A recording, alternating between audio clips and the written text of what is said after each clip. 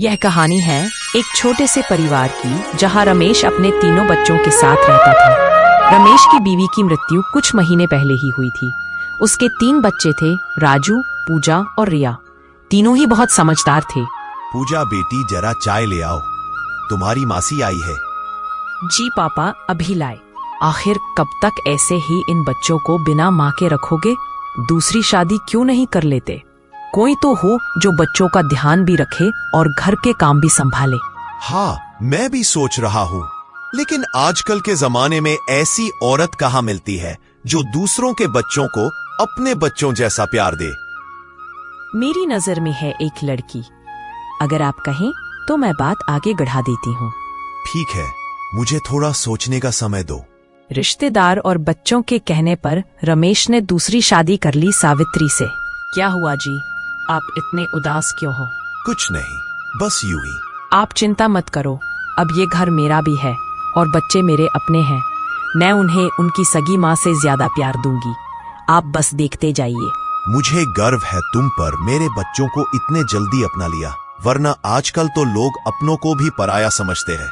हाँ वह तो है, पर मैं वैसी नहीं हूँ, आप चिंता मत कीजिए। बच्चों को तुम्हारे साथ घुलने मिलने में थोड़ा समय लगेगा, थोड़ा सब्र रखना। जी, उसका मैं ध्यान रखूंगी। लेकिन वो मासूम मुस्कान के पीछे एक खतरनाक इरादा छुपा था। कुछ दिनों तक सब अच्छा चल रहा था। बच्चे अपनी माँ के साथ घुल मिल रहे थे। रमेश भी सावित्री से खुश था, मानो उनका परिवार पूरा हो गया हो। फिर एक दिन जब रमेश को काम के चलते गांव से बाहर जाना था। सावित्री, मैं काम से बाहर जा रहा हूँ, 2 हफ्ते बाद लौटूंगा। तब तक बच्चों और घर का ध्यान रखना। ठीक है जी, संभल कर जाना, बच्चों की चिंता मत करना। पापा, आप तब तक आओगे? बच्चों, मैं जल्दी ही लौटूंगा और तुम सबके लिए ढेर सारे खिलौने लाऊंगा। और हाँ, अपनी मम्मी को ज्यादा परेशान मत करना। ठीक है जी पापा। जैसे ही रमेश काम से बाहर गया, सावित्री का असली रूप सामने आ गया। वो उन्हें सुबह 4 बजे ही उठा देती। उठो रे नालायको, कितना सोओगे? मम्मी, अभी तो 4 बजे ही बजे हैं। हम तो रोज 6 बजे उठते हैं, आज इतनी जल्दी क्यों?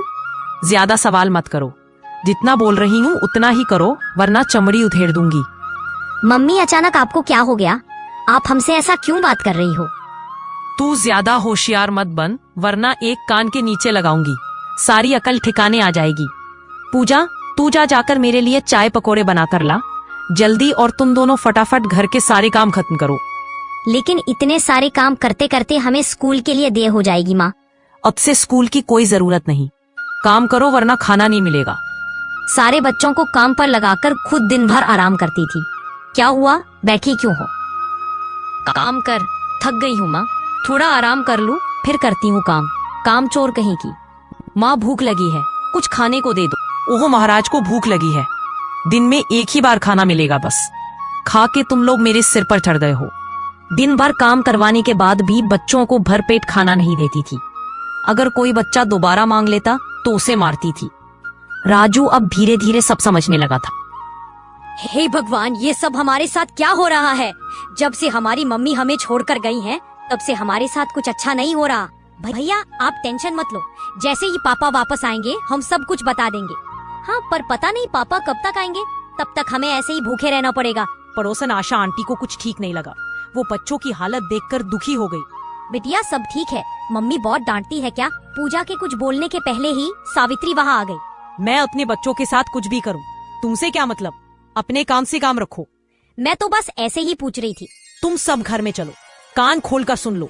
किसी ने भी मेरे बारे में कुछ भी बताया तो मैं बहुत मारूंगी और घर से निकाल दूंगी, समझे? अब जाओ, अपना अपना काम करो। बच्चे डर के मारे बाहर किसी को कुछ बता नहीं रहे थे और अंदर ही अंदर भूख और दिन भर के काम से मर रहे थे। फिर एक दिन सावित्री ने हद पार कर दी। काम करते करते रिया की तबीयत खराब हो गई थी। उसे बैठा देख सावित्री उसे झाड़ू से मारने लगी। दिन भर बस खा के बैठी रहती है। माँ, उसकी तबीयत खराब है और आप उसे मार रही हो। तेरी इतनी हिम्मत मुझसे जबान लड़ाता है? तुम सबको तो मैं तुम्हारे पापा के आने से पहले ही अनाथालय भेज दूंगी, तब तुम्हारी अकल ठिकाने आएगी। इतना कहकर सावित्री वहाँ से चली गई। भैया, ये मम्मी हमसे बिल्कुल भी प्यार नहीं करती है, मुझे इनके साथ नहीं रहना है। सब ठीक हो जाएगा बहन, तू रो मत। तू जा, जाकर आराम कर, बुखार उतर जाएगा। मेरे पास दवा के लिए पैसे भी नहीं है।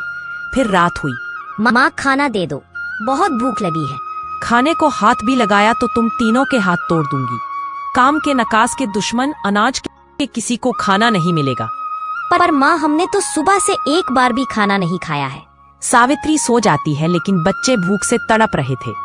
भैया मुझे तो बहुत जोर की भूख लगी है। भैया मुझे भी तुम दोनों रुको, मैं कुछ करता हूँ। तभी राजू चुपके से गया और रसोई में कुछ खाने के लिए खोजने लगा। बर्तन की आवाज से सावित्री की नींद खुल गई। कौन है? कौन है वहां? अच्छा तो तू है। तेरी इतनी हिम्मत, मेरे मना करने के बाद भी तू नहीं माना। रुक, अभी बताती हूँ तुझे। सावित्री राजू को मारती है और घर से बाहर निकाल देती है। पापा आप कहाँ हो? लगता है अब हम आपसे कभी मिल नहीं पाएंगे। राजू रोते रोते मंदिर में जाकर बैठ गया। क्या हुआ बेटा, तुम रो क्यों रही हो? राजू को सावित्री की बात याद थी कि अगर किसी को कुछ बताया तो बहुत मारेगी। कुछ नहीं। बताओ बेटा, मंदिर में आकर झूठ नहीं बोलते। बताओ क्या हुआ? राजू पंडित जी को सारी बात बताता है। तभी पंडित जी राजू के पापा को फोन करके सारी बात बताते हैं और उन्हें तुरंत वापस घर आने के लिए कहते हैं। राजू को पंडित जी अपने साथ घर ले गए और उस रात राजू उन्हीं के घर पर सो गया। रमेश अगले दिन घर पहुंचा। राजू, पूजा, रिया, अंदर से बच्चे दौड़ते हुए आते हैं। तभी पड़ोस वाली आंटी और पंडित जी भी आ जाते हैं। अरे आप बहुत जल्दी आ गए हैं जी, बस अब एक शब्द भी नहीं। तुमने मेरा भरोसा तोड़ा है। क्या हुआ जी, ऐसा क्यों बोल रहे हो? और कितना नाटक करोगी? तुम्हें क्या लगा बच्चों को डरा दोगी तो मुझे कुछ पता नहीं चलेगा? मैं इनके भले के लिए कर रही थी। मैं इनकी माँ हूँ। सच्ची माँ वो होती है जो खुद भूखी रहकर भी बच्चों को खिलाती है, और तुमने माँ जैसे पवित्र रिश्ते को भी कलंकित कर दिया। इतने प्यारे प्यारे बच्चों ने तुम्हारा क्या बिगाड़ा है जो तुम इनके साथ ऐसा कर रही हो? तुम्हारे खुद के बच्चे होते तो क्या ऐसा ही करती? तुम तो चुप ही रहो। दूसरों के घर में टांग अड़ाने की कोई जरूरत नहीं है।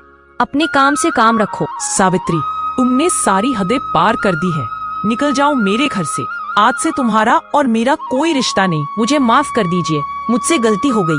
अब से ऐसा नहीं होगा। तुम माफी के लायक नहीं हो। चली जाओ मेरी नजरों से दूर। रमेश सावित्री को घर से निकाल देता है। भैया हमें पापा को बोलकर मम्मी को माफ कर देना चाहिए।